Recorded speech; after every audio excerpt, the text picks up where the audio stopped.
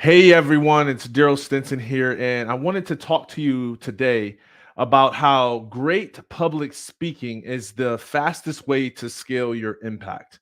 If you're a leader who is passionate about the work that you get to do each day, if you're a coach and you have proven results in producing change in your clients' lives, if you are the leader of a nonprofit organization and have been consistently impacting people's lives and you want to reach more people, no matter what your profession is or your job is, you just desire deeply to reach more people.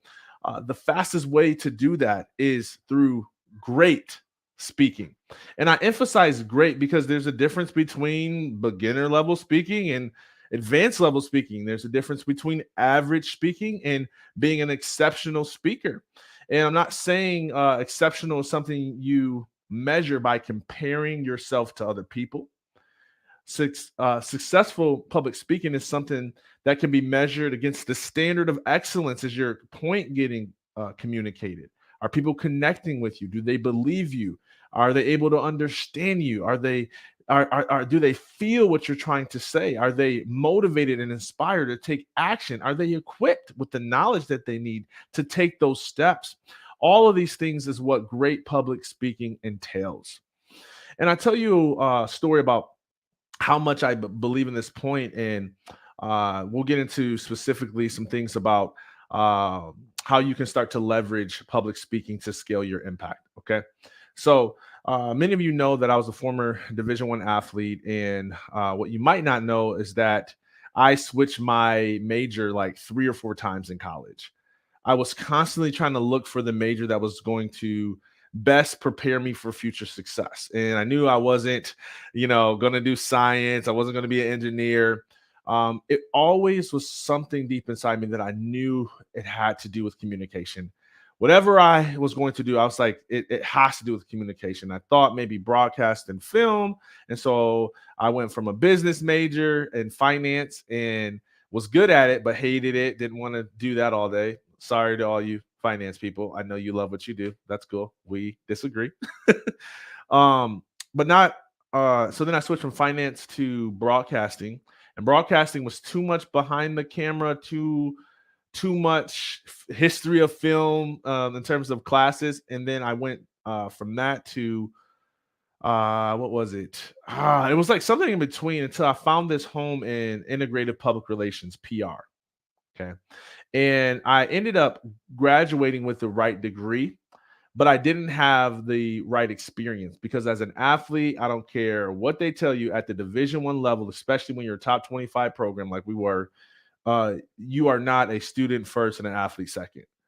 I was definitely a athlete first and a student second. So I knew how to get by. I knew how to make my way. I knew how to cheat. I knew how to use my charisma to get the teachers to give me a pass or extensions on assignments or whatever. And I skated my way through college and graduated with the right degree, but but not the right experience. Meaning I wasn't actually developed enough in my skill set to be successful in my field. Thank God I had a paid internship, and eventually I ended up my first real job out of college, besides working for a carpet cleaning company, which is a whole other story, is I worked at Central Michigan University. And since I worked for the university, I had the opportunity to take classes that were free. And all I had to do was pay for the credits of the classes. And so I actually went back and retook an undergraduate intro level public speaking class because I knew that public speaking was going to be foundational for my success. And I had already took the class, I got an A in it, but I never really truly invested myself into the process to see if I could excel and not do it for a grade, but do it to reach a level of excellence in communication that I felt inside I needed to achieve or get to or strive towards.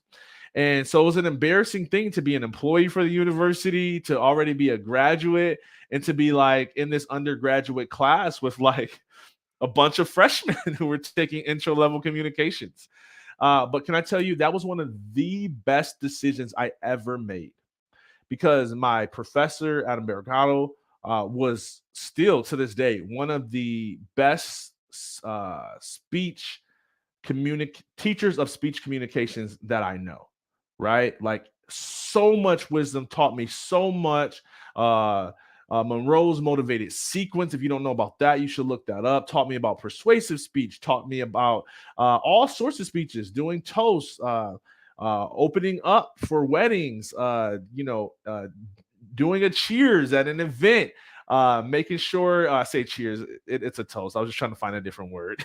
My point is, we created so many different types of speeches. We had to do a training speech, a wedding speech, a personal story speech, a persuasive speech, a presidential speech, and all these different types of speeches.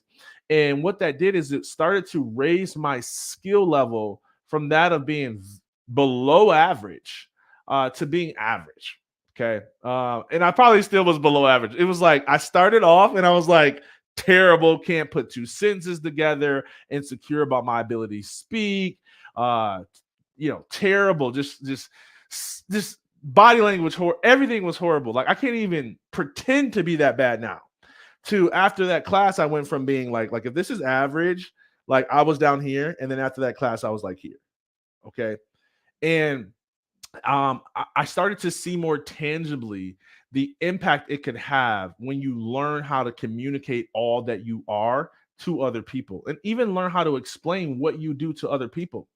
Think about this. How many of you in the chat, write me in the chat if this applies to you, if you've ever asked someone a question and it has taken them like 30 minutes to explain the answer, right? Like like that's one of the reasons why I haven't been on Clubhouse in like, I don't know, I haven't been on Clubhouse in like 6-9 months.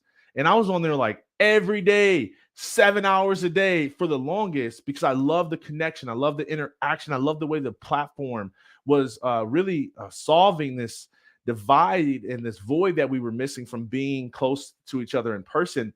And so I was on Clubhouse all the time. But one thing I didn't like is I was in Clubhouse with all these amazing experts at this, experts at that, experts at marketing, experts at sales, experts in business, expert in philanthropy, experts in whatever their thing was. And when you would ask them the question, what is it that you do? How does it work? How do you help other people? And I'm not talking about your I help position statement. I'm talking about when people start explaining their secret sauce. I mean, we're talking about room takeover. 15-minute explanation, a bunch of stuff. I do this and I do a little bit of that. And sometimes people run into this obstacle and da da da da da da da da da. And what I learned is like people really don't know how to explain what it is that they do. People really don't know how to communicate in a way that helps them to scale their impact. Write this down. If you can't explain it, it's be hard to scale it. I was going to say can't, but there's always a way, right? There's always a way. There's always a way. Mindset, just willpower yourself to success. There's always a way. Okay. There's tons of successful people who have large organizations who can't explain to look at what they do. Okay. But why would you want to do it that way? And if you are in that position, we have this large organization, but you've evolved and the way that you do things has changed, and you're struggling to find the language and the verbiage to really accurately convey that and to help people know the value of connecting with your nonprofit organization, or the value in enrolling in your coaching program. Telling you the key is to learn to become a better public speaker. And being a better public speaker is not about mechanics, it's about mastery. Okay, write that down. Being a better public speaker is not about mechanics, it's about mastery. I'll tell you the difference. Mechanics is I learn how to use my voice to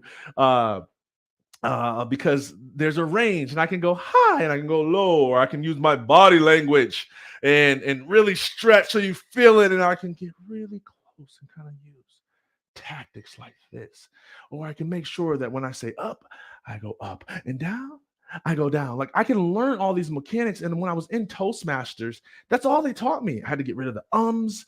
I had to get practice all the mechanics and do all the things the perfect way and click the clicker at the right time. And I felt like a robot.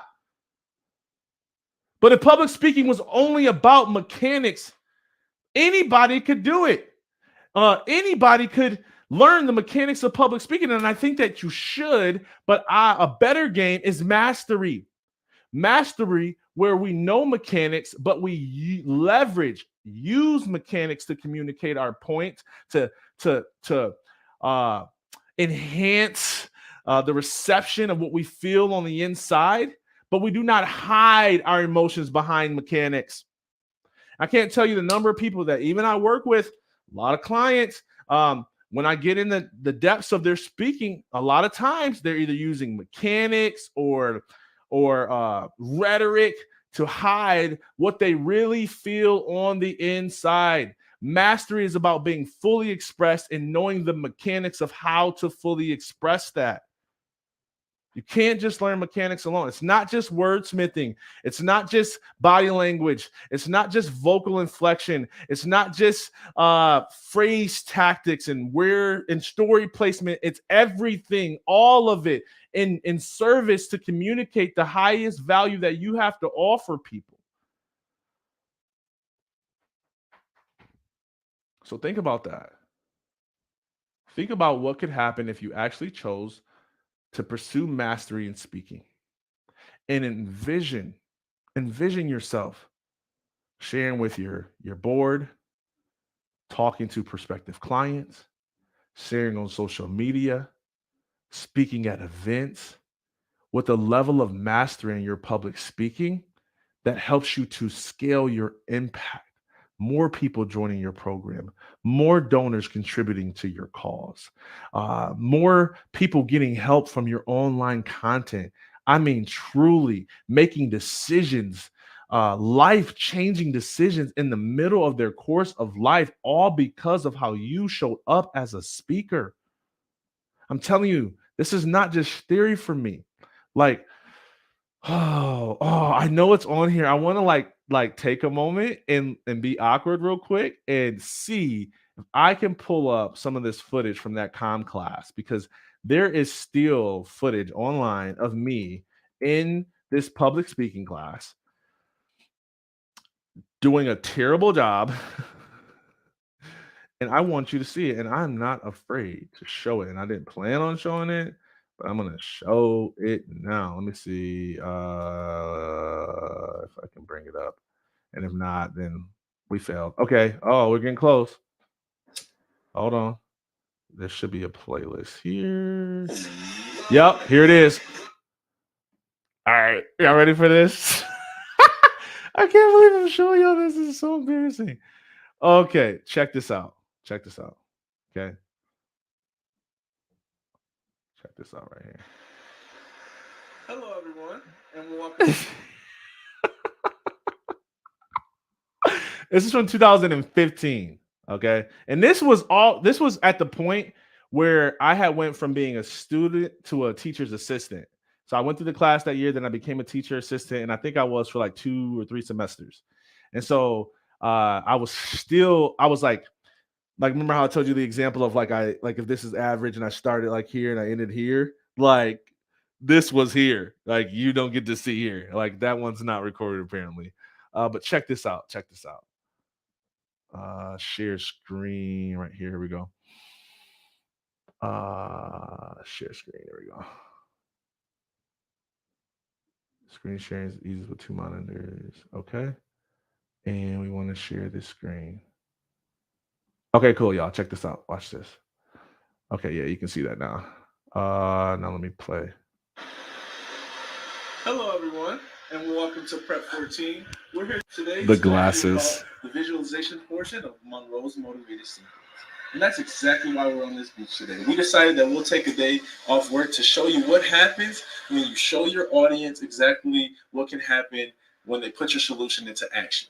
So that is the goal of your visualization, to really tell your audience, communicate to your audience what will happen when they put your solution into action. What will their life be like? How will their life be better? Or how will their life be worse? Absolutely. So that's why we're on this beach. We want you to really visualize our solution. Take a day off of work. Absolutely. That would be beneficial to you. So when you take a day off of work, right now our visualization is that you can experience the sun. Over explaining, taking me too long. You can enjoy your water and get a tan because Lord knows I need one. You do need a tan, absolutely. I didn't want to say anything. You know, the cold winter months sometimes. And then my professor just crushing it. Just crushing it. All right. Just crushing it.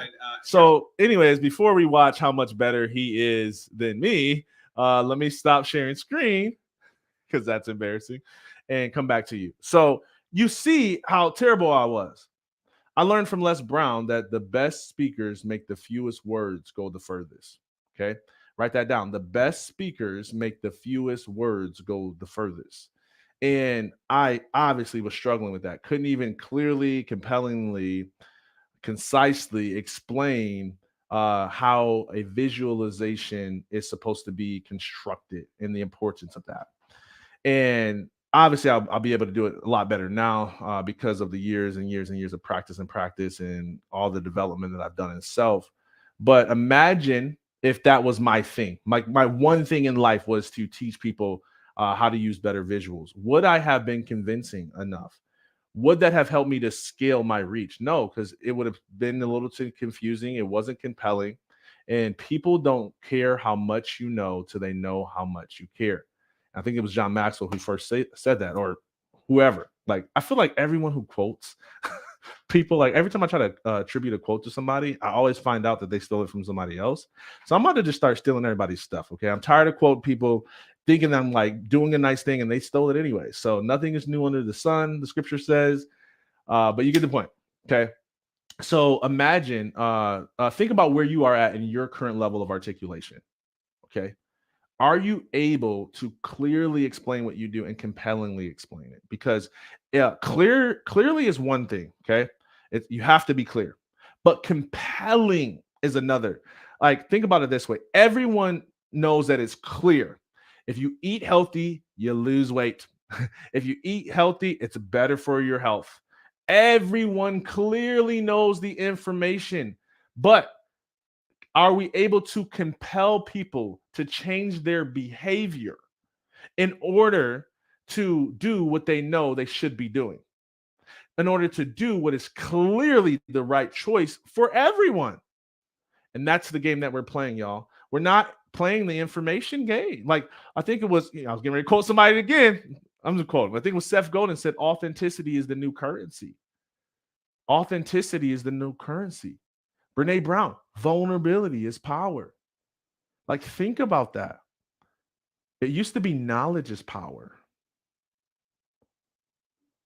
But now vulnerability is. Why is that? Because information is so available.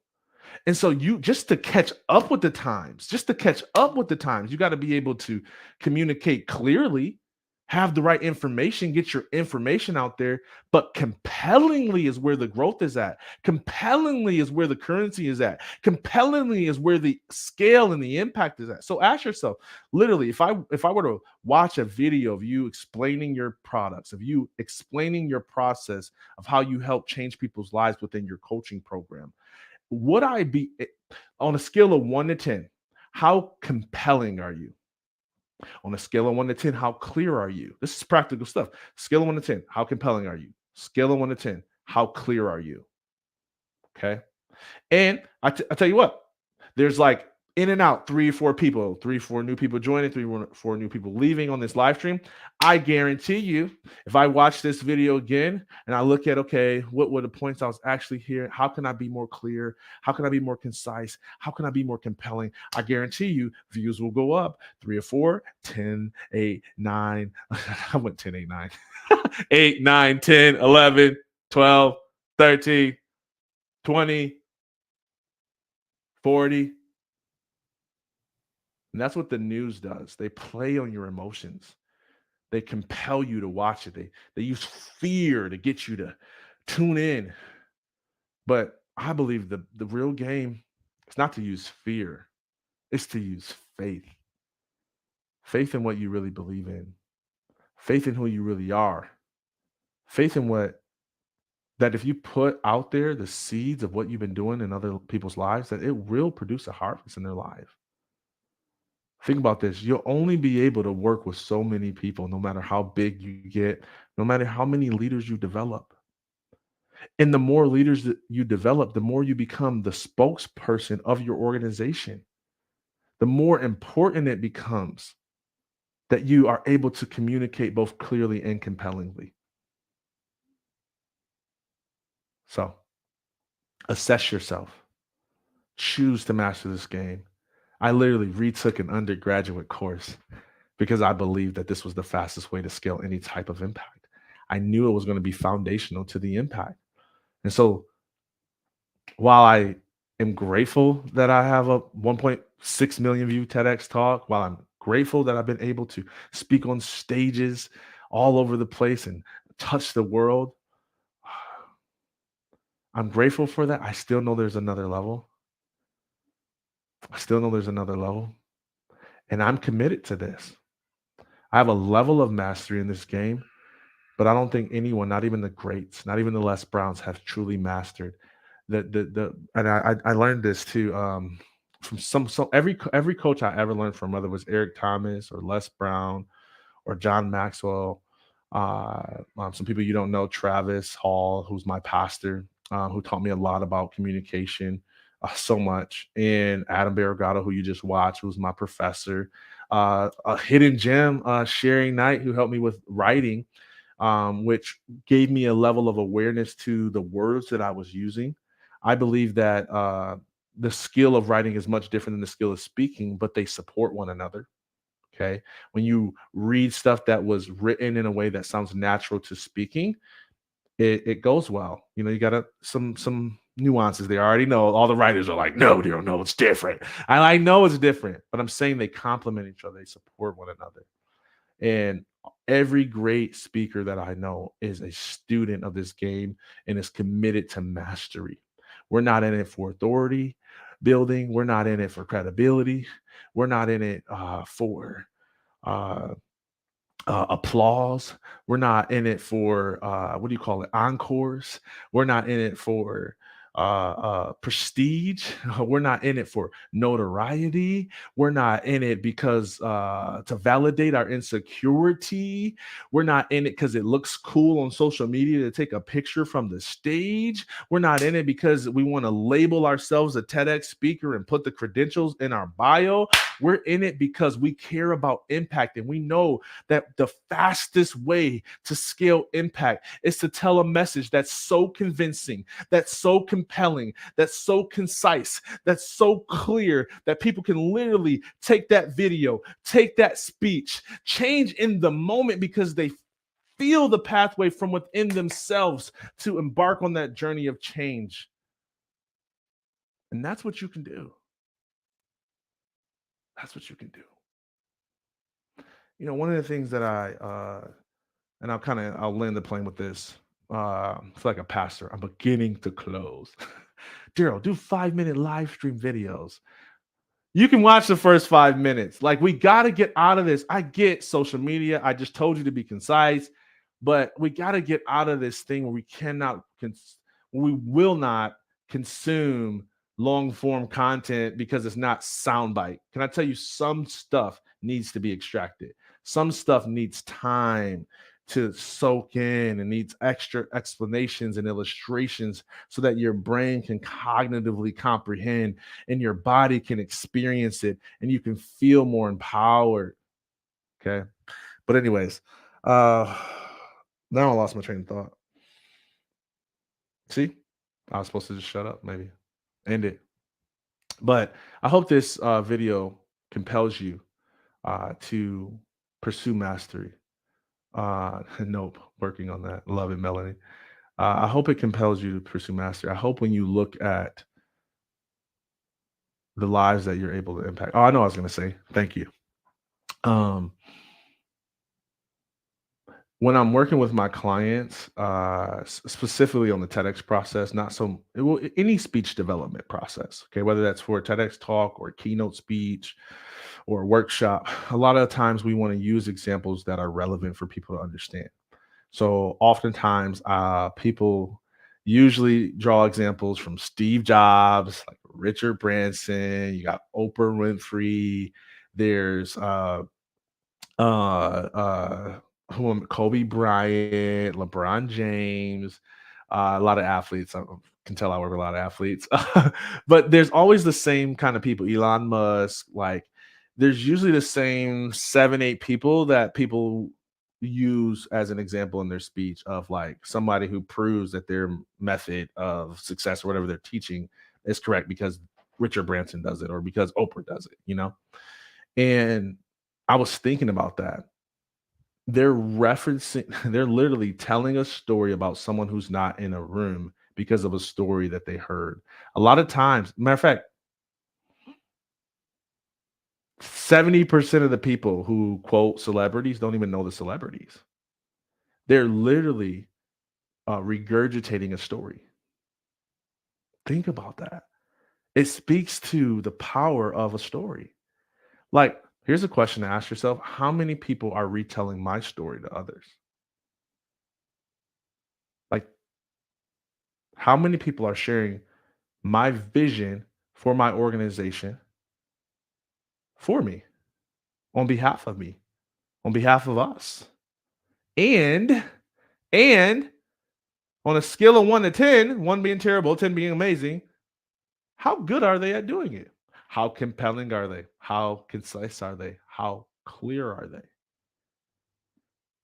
Think about that. If all of those are variables, compelling times concise times clear equals excellent. There's more components than that, but I'm just saying, think about that. If each one was a variable, and the better you got at one, you uh, increased your overall impact. So if I got better at being clear, that raises that integer from a, let's say I was 3, and then I get a 6. That changes the whole equation. Now I'm timesing 6 by 4 by, say I'm a 7, and you can keep raising that and have exponential growth, all because you committed yourself to mastery and understood the power of doing such. So much so that now that becomes the standard that you hold your team to. That's the power of communication, y'all. That's the power of storytelling. And I believe that now is the best time to share your message. Now is the best time to share your expertise. Now is the best time to share your story. There's too much bad news going around about the divide in our world, about the depression in our world, about the recession in our world. We need more good news about the redemption of our world, about the opportunities in our world, about the healing that can take place in our planet, about the restoration that can take place. We need more stories about that from people who are living it day in and day out, not people who are talking about it, not people who are regurgitating information, but people who are living it day in and day out and have committed themselves to telling that story because they understand that mastery of public speaking is the fastest way to scale their impact. And what is there to do but to tell stories? I'll end with this. And this is the last story, promise. Um, I can't tell you the number of times that I've been in a low place mentally, and a sermon, a podcast interview, a pre-recorded speech, a YouTube video that I watched has pulled me out of despair.